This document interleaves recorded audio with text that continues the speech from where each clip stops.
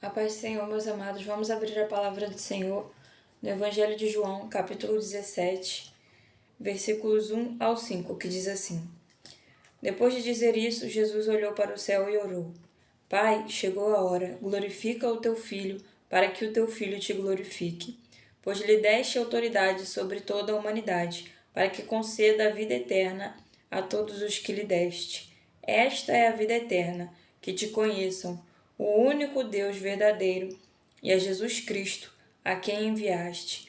Eu te glorificarei na terra, completando a obra que me deste para fazer. E agora, Pai, glorifica-me junto a ti, com a glória que eu tinha contigo, antes que o mundo existisse. Somente até aqui, meus amados, por enquanto. Essa daqui foi a oração que o Senhor Jesus fez, né? No capítulo 17 do Evangelho de João, a gente vê aqui a oração que o Senhor Jesus fez logo antes de ser entregue, né? Logo antes de ser entregue em favor da nossa salvação, logo antes de ser entregue para ser crucificado, para ser humilhado, para ser chicoteado e para sofrer tudo aquilo que ele sofreu em prol da nossa salvação, para que nós venhamos a obter a vida eterna, como o próprio Jesus ora aqui no versículo 3 do capítulo 17 de João. Esta é a vida eterna, que te conheçam, o único Deus verdadeiro, e a Jesus Cristo, a quem enviaste. Então essa oração aqui foi a oração que o Senhor Jesus fez antes de ser entregue. Aqui no capítulo 19 de João, fala a respeito da crucificação do Senhor Jesus. João 19, versículo 17 ao 23 diz assim: Então os soldados encarregaram-se de Jesus, levando a sua própria cruz. Levando a sua própria cruz, ele saiu para o lugar chamado Caveira, que em aramaico é chamado Gólgota. Ali o crucificaram e com ele 2 outros, um de cada lado de Jesus. Pilatos mandou preparar uma placa e pregá-la na cruz com a seguinte inscrição: Jesus Nazareno, o Rei dos Judeus. Muitos dos judeus leram a placa, pois o lugar em que Jesus foi crucificado ficava próximo da cidade, e a placa estava escrito em aramaico, latim e grego. Os chefes dos sacerdotes dos judeus protestaram junto a Pilatos: Não escrevas o Rei dos Judeus, mas sim que esse homem se dizia Rei dos Judeus. Pilatos respondeu: O que escrevi, escrevi. Por enquanto, somente até aqui, meus amados. Então, aqui no capítulo 19, a partir do versículo 17 de João, fala aqui a respeito da crucificação do Senhor Jesus, né? A respeito de como ele foi crucificado, de como ele foi pregado, de como ele foi condenado, né? De como ele levou sobre si todas as nossas dores, as nossas transgressões, as nossas iniquidades, os nossos pecados, né?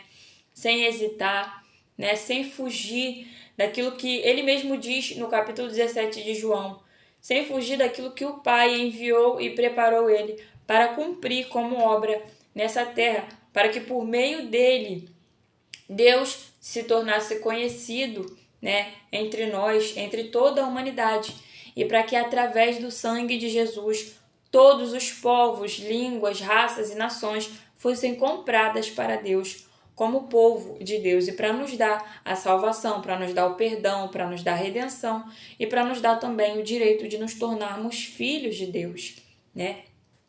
Então aqui no versículo, indo um pouquinho mais adiante do capítulo 19 de João, no versículo 28 fala a respeito da morte de Jesus, que diz assim: Mais tarde, sabendo então que tudo estava concluído para que a Escritura se cumprisse, Jesus disse: Tenho sede. E estava ali uma vasilha cheia de vinagre.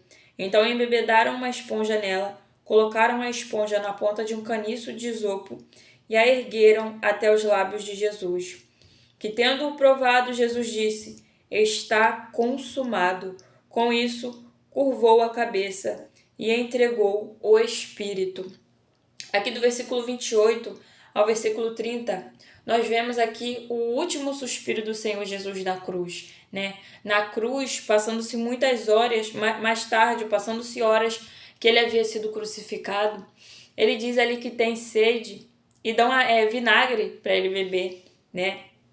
E Jesus, ele grita, né? Ele brada. No Evangelho de Marcos vai dizer que o Senhor ele bradou em alta voz, está consumado, expirou, e a sua cabeça tombou, né? Expirou, bradou, entregando o seu espírito a Deus e decretando que estava consumado. E o que exatamente estava consumado, né?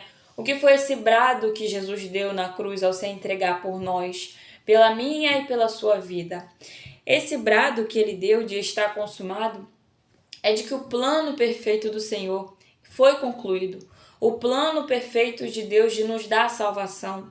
O plano perfeito de Deus de revelar o amor dele através da cruz estava concluído. Pois em João 3,16 vai dizer que Deus amou o mundo de tal maneira que entregou o seu único Filho, para que todo aquele que nele crê não pereça, mas tenha a vida eterna. Isso inclui o mundo inteiro, todas as nações, todos os povos, todas as línguas, todas as crenças, né? Mas desde que todo aquele que nele crê não pereça, mas tenha a vida eterna. Então, quando o Senhor Jesus ele dá esse brado na cruz e ele grita, está consumado, né? Ele está deixando claro, ali ele está confirmando que esse plano perfeito de Deus para trazer a salvação, esse propósito perfeito de Deus para nos trazer a redenção, para fazer o Pai ser glorificado através do Filho, né? E para tornar o Filho também glorificado ao terceiro dia, tendo ressuscitado o Filho e sendo exaltado à direita do Pai e assentado, né, à direita do Pai, reinando em majestade de geração em geração e de eternidade em eternidade, nos dando assim, né, a revelação do seu amor por meio da cruz. Então, aqui nós vemos que Deus, ele nos revela, ele revela para toda a humanidade, né, o amor dele através da cruz, né, através desse sacrifício perfeito que ele fez, né, entregando o seu único filho, o único filho que ele tinha, o único filho que estava na glória com ele, que ele decidiu enviar, né, para morrer por mim e por você, e para, por meio do sacrifício desse filho, um sacrifício vivo, com o qual ele foi pregado, chicoteado, humilhado, né, com o qual ele levou sobre si todas as nossas culpas, dores, iniquidades, os nossos fardos, né, tudo sobre si ele levou. A palavra do Senhor vai dizer que Jesus foi um homem perfeito, que na boca dele não se achou nenhum engano, nem mentira. Ele foi santo, imaculado e nunca pecou. Mas ainda assim, por nos amar, né, para que fosse consumada a revelação do amor de Deus por meio da cruz, pois a cruz é a revelação do amor de Deus para a humanidade. O Senhor Deus, ele amou tanto a humanidade, João 3,16. Ele amou tanto, mas de tal maneira, de forma tão grande, tão gloriosa, que ele entregou o seu único filho.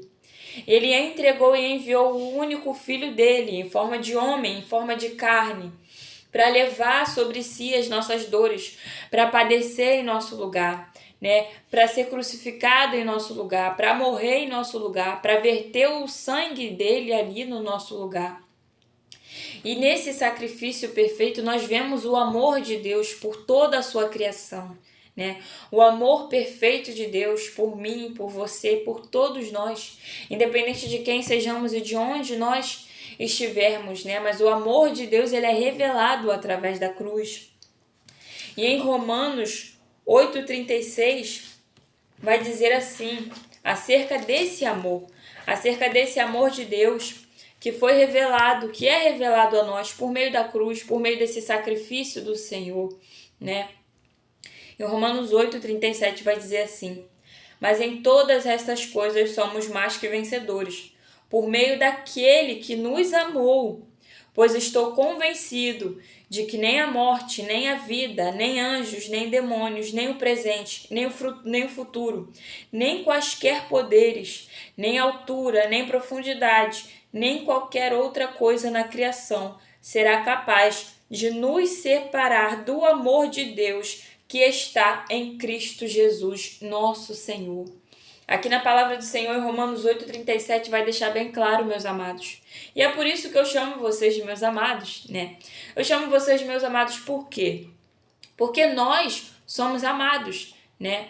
Todos nós somos amados por um Deus que entregou o seu único filho, por um Deus que nos amou e que nos ama de forma tão grandiosa, de forma tão imensurável, tão incalculável, de forma tão inexplicável, né? Que ele tomou o seu próprio filho e entregou para morrer em nosso lugar. E entregou, né, para nos dar salvação, para nos dar a cura, para nos dar o perdão, para transformar a nossa vida, porque na palavra do Senhor vai dizer que todo aquele que está em Cristo é nova criatura. E eis que tudo se faz novo. Então, através, né, desse sacrifício perfeito do Filho do Deus vivo, nós somos libertos, nós somos transformados, nós somos curados, né? O Senhor, ele transforma a nossa vida.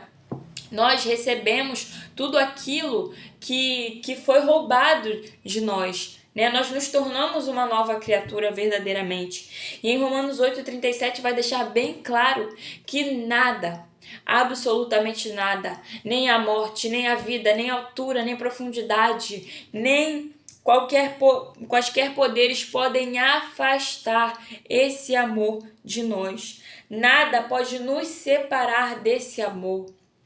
Por quê? Porque esse foi o amor, esse é o amor de Deus pela sua criação.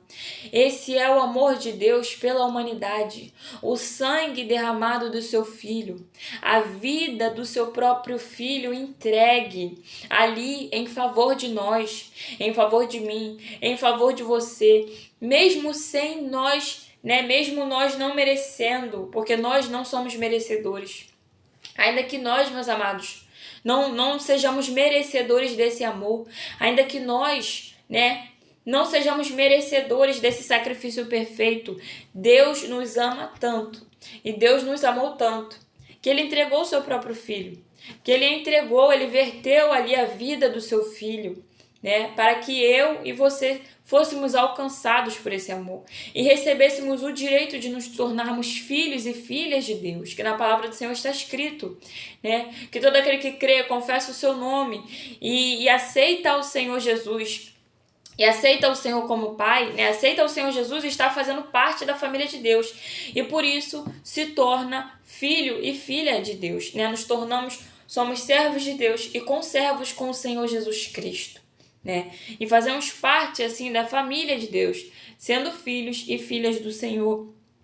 E esse amor, meus amados, que é um amor tão poderoso, né? Na palavra do Senhor vai dizer que o amor é mais forte do que a morte, que esse amor, né, ele é um amor, meus amados, inexplicável, incalculável, imensurável. E esse amor que é tão forte, tão poderoso, nada pode nos separar desse amor.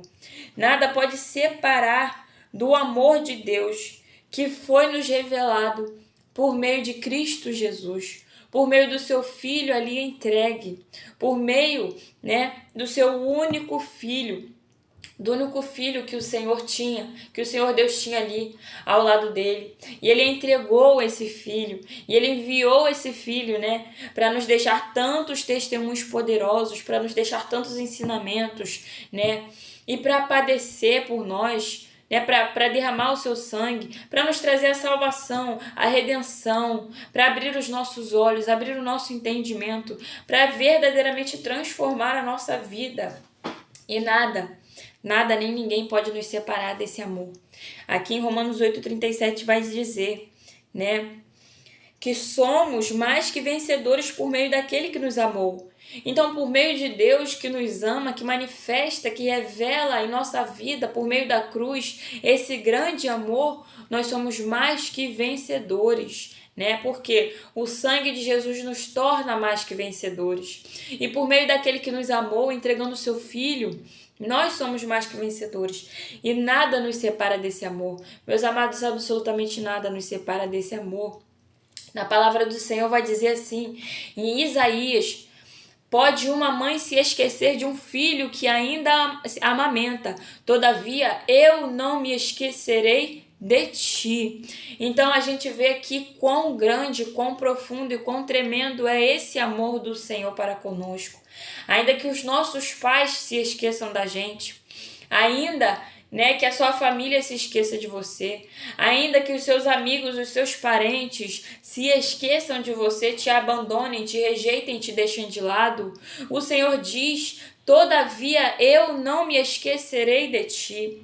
O Senhor, ele faz uma promessa na palavra dele, que é tal promessa: não te abandonarei e não te desampararei, né? Estarei com vocês até a consumação dos séculos. E isso, né, são mais promessas envolvidas no imenso, no incalculável e no inexplicável amor do Senhor por nós. Porque ainda que todos nos rejeitem, ainda que todos nos abandonem, ainda que todos nos apedrejem, nos critiquem, o Senhor é aquele que não nos abandona, o Senhor é aquele que não te esquece. O Senhor é aquele que continua nos amando dia após dia, momento após momento. O Senhor é aquele que nos ama, meus amados, independente daquilo que nós façamos, né?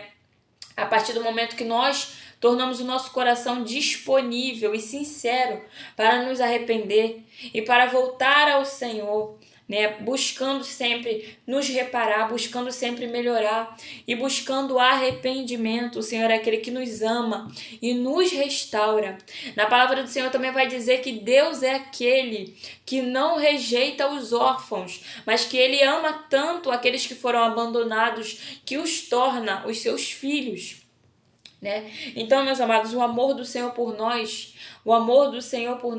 ele é imensurável, ele é incalculável, tá? Ele é um amor, meus amados, que não há barreiras que possam impedir esse amor de te alcançar.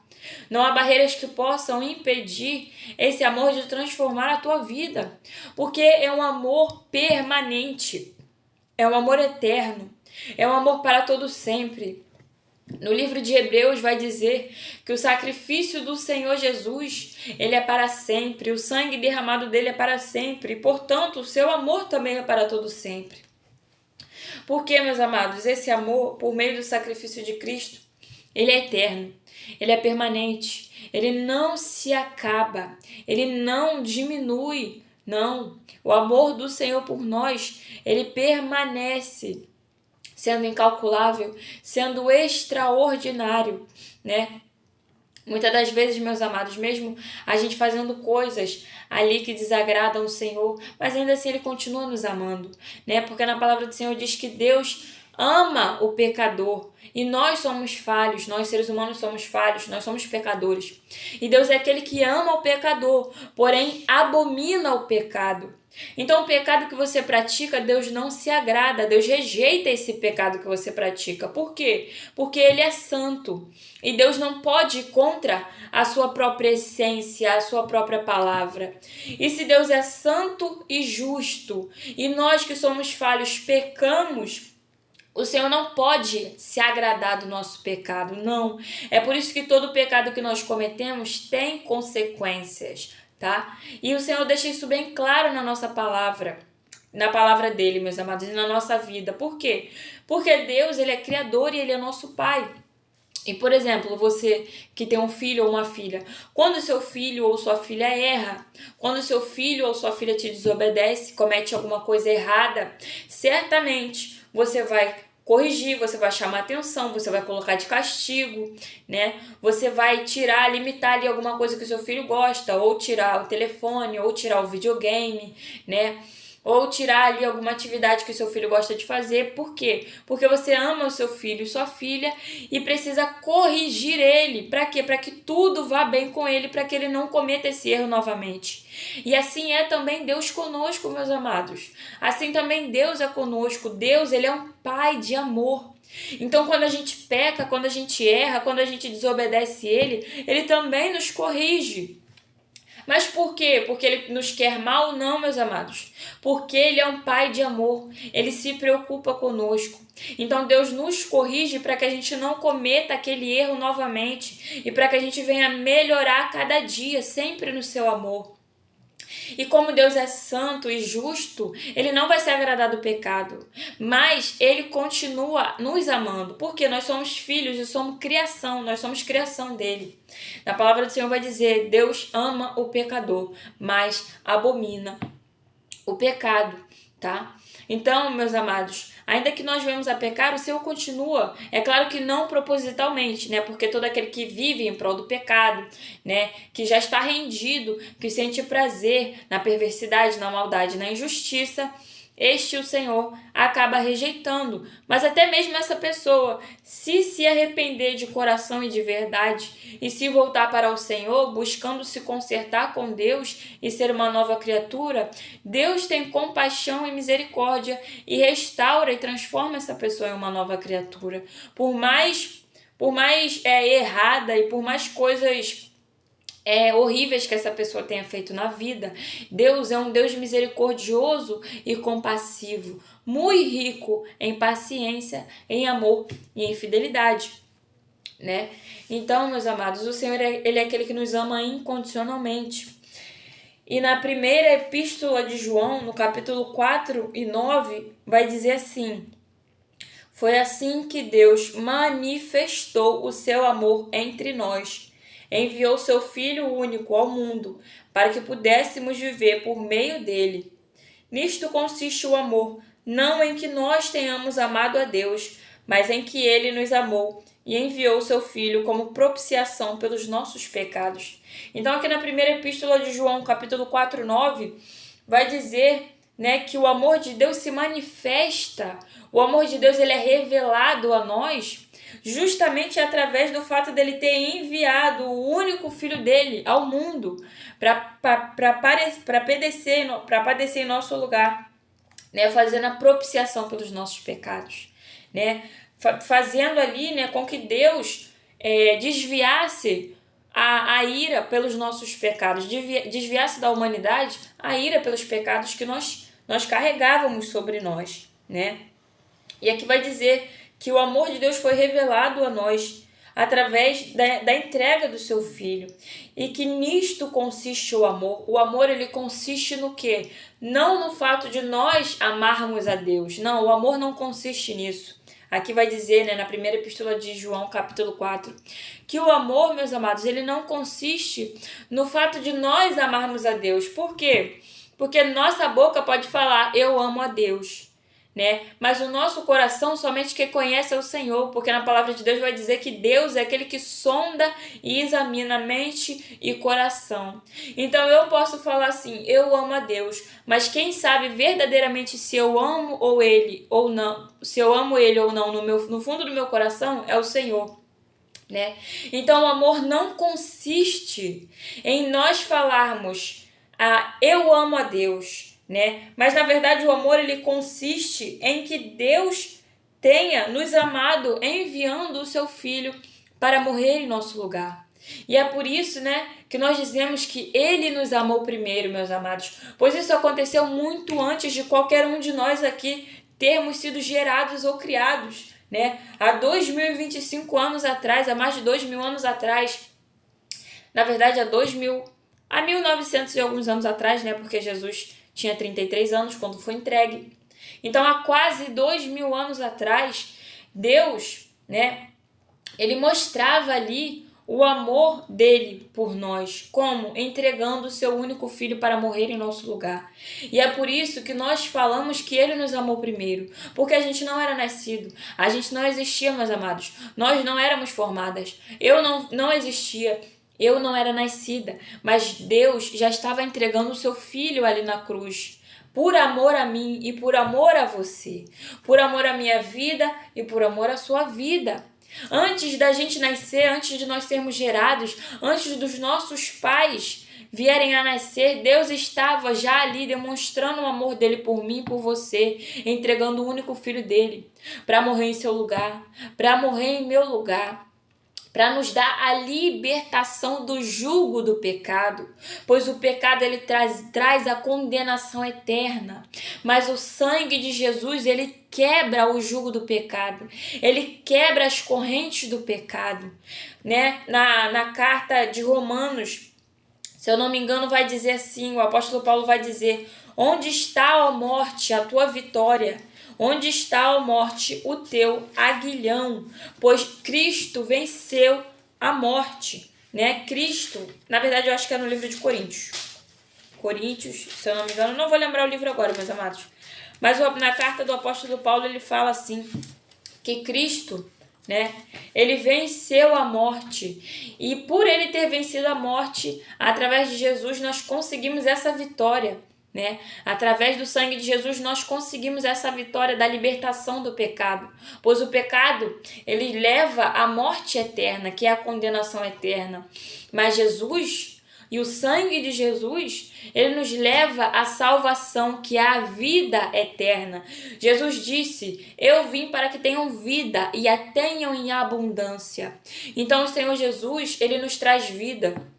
E vida para todo sempre. Não vida aqui nessa terra, não paz aqui nessa terra. Pois Jesus diz, eu vos dou a paz. E não a paz que esse mundo pode dar, pois a paz que eu vos dou, este mundo não pode dar. Então a vida que o Senhor nos dá é para além dessa terra.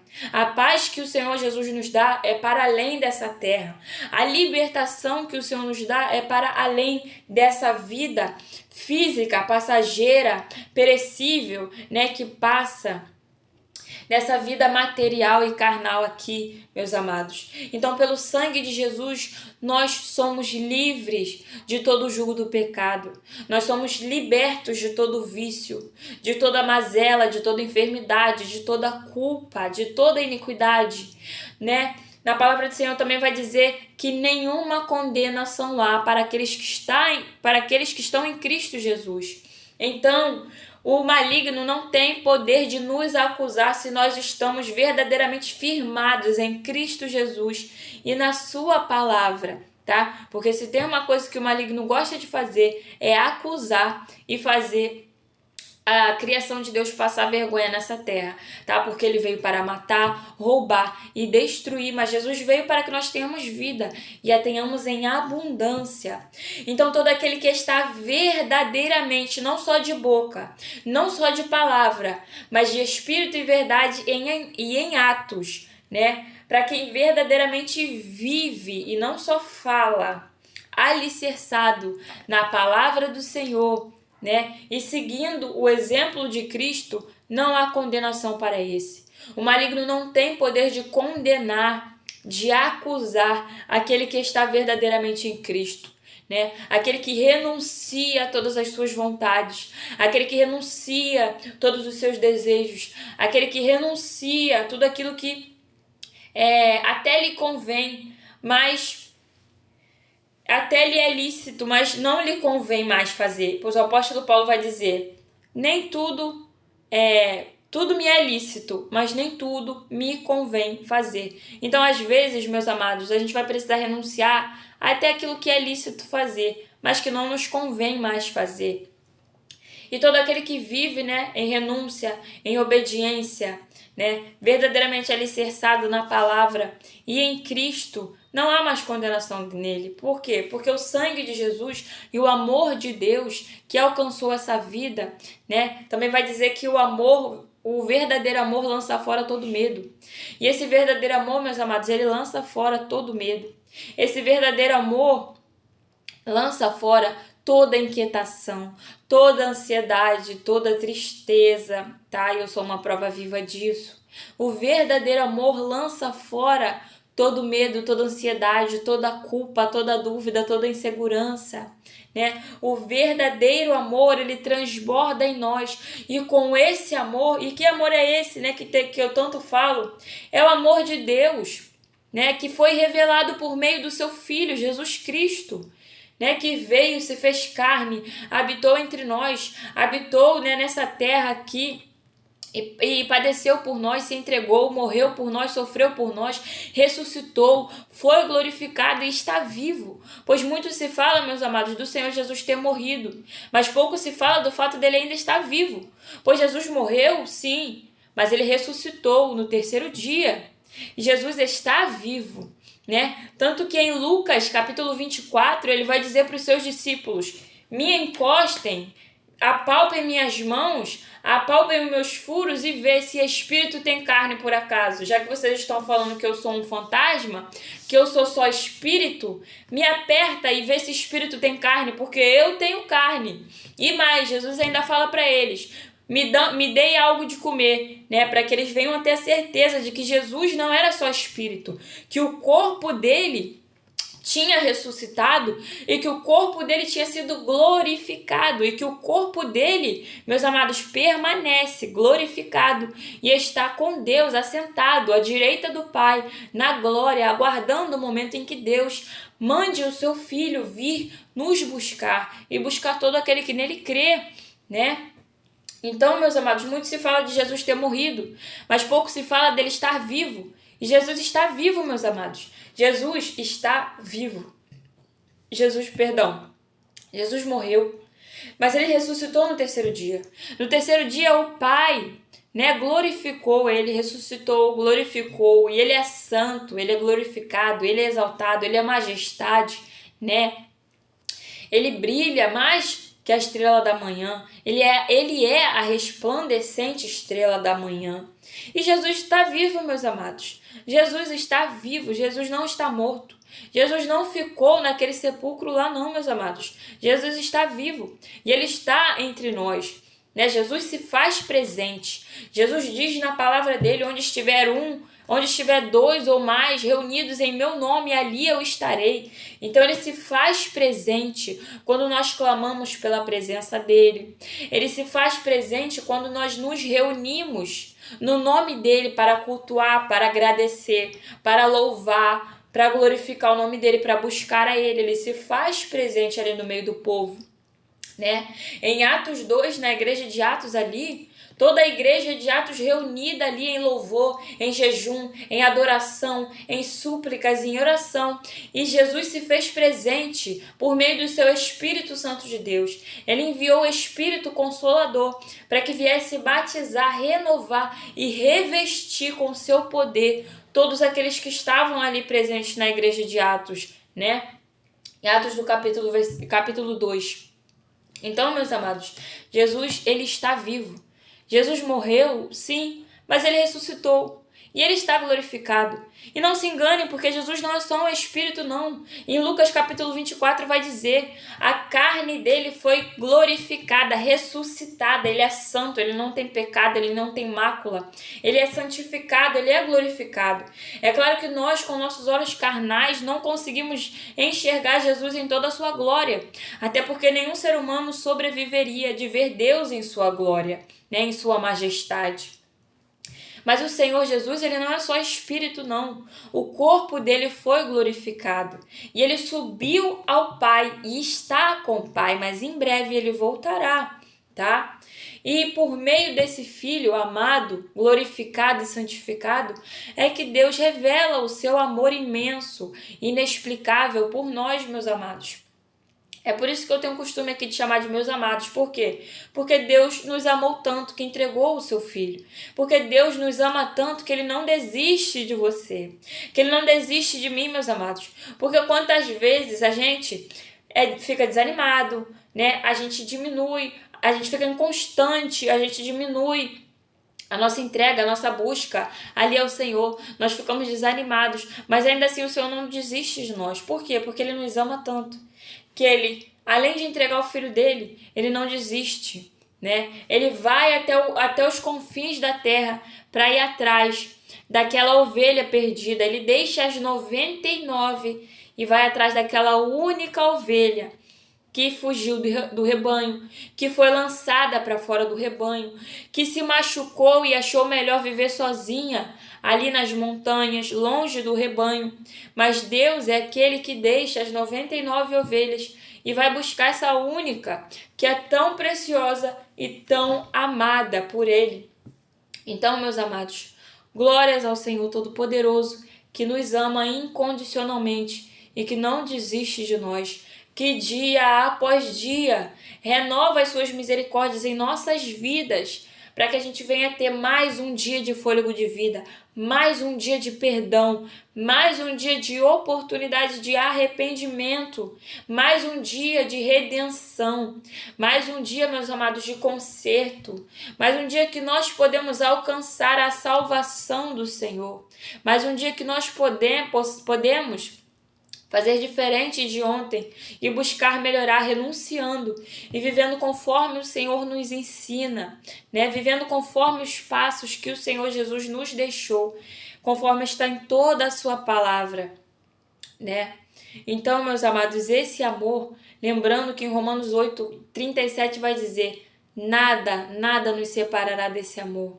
Nada nos separará desse amor, nem a morte, nem a vida, nem o presente, nem o futuro, nem anjos, nem demônios, nem quaisquer poderes, nem altura, nem profundidade, nem qualquer outra coisa nessa terra e na criação poderá nos separar do amor de Deus por meio de Jesus Cristo.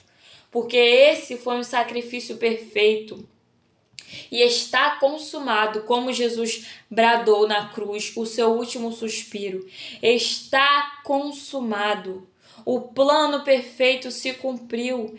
E esse amor, meu amado e minha amada, durará para todo sempre, de geração em geração, de eternidade em eternidade. Esse amor jamais se apagará, jamais se acabará, pois esse é um amor que foi consumado pela morte de Jesus na cruz do Calvário, e o nome do Deus Todo-Poderoso foi glorificado, né, na ressurreição do seu Filho, que também está glorificado e assentado à direita do Pai.